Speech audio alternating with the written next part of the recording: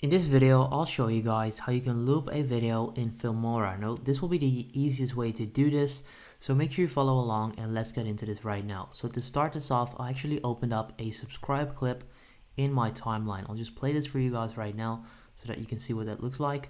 So that's the clip I've got right now.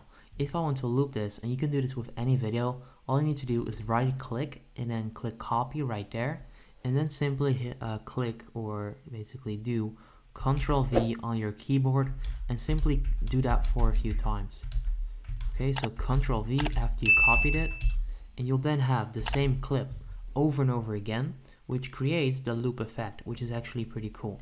So if I now play this, you'll see exactly what it does, and there you go. So it just loops the video, it just plays the video over and over again, and that's the easiest way to do this without any effects or any other stuff. So if this video helps you out, make sure you go ahead and leave a like on the video. I would appreciate that. Make sure you go ahead and subscribe yourself to this channel as well. I would appreciate that even more, and then I'll see you in the next video. Have a good day.